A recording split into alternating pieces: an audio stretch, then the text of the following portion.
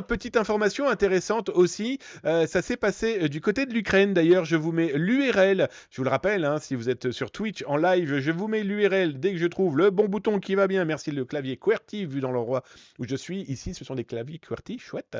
Donc voilà, je vous ai mis l'URL dans le chat. Ça vous permet de lire l'article quand vous le souhaiterez.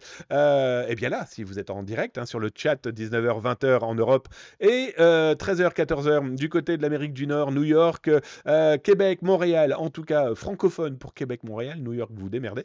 Toujours est-il que voilà, vous pouvez récupérer l'URL là direct. Et si tu es sur YouTube, eh bien c'est dans le descriptif, là en dessous. Alors il suffit de cliquer sur la petite cloche pour être abonné et avoir 2 à 3 vidéos par jour et donc être mis au courant des actualités vidéo de la cybersécurité. Et puis du coup, tu vas pouvoir aussi lire l'article que je vais expliquer là maintenant. Pourquoi je le trouve intéressant? Eh bien c'est simple, l'Ukraine vient de signer la convention d'extradition. Alors cette signature a été faite au mois d'octobre. Elle vient de rentrer en action, là, il y a quelques jours, en Ukraine.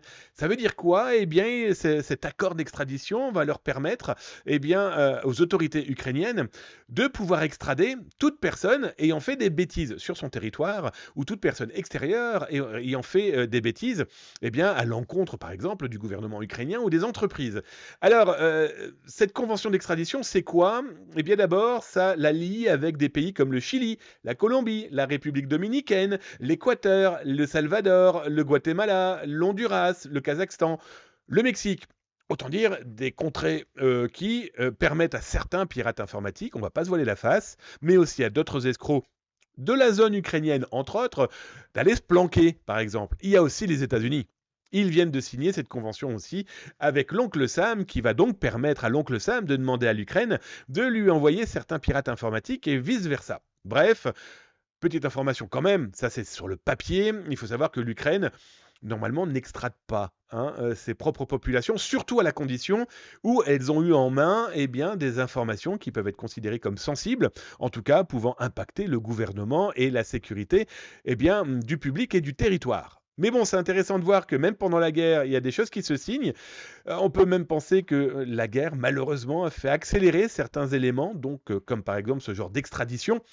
Bon, écoutez, si c'est pour extrader des pirates informatiques pour être sûr qu'ils ne feront pas comme Revile, Sodonic Hobby, on en a parlé hier, vous retrouvez ça dans les rediffs, qui ont peut-être de fortes chances d'être libérés en Russie parce qu'il n'y a pas eu de suivi judiciaire des Américains.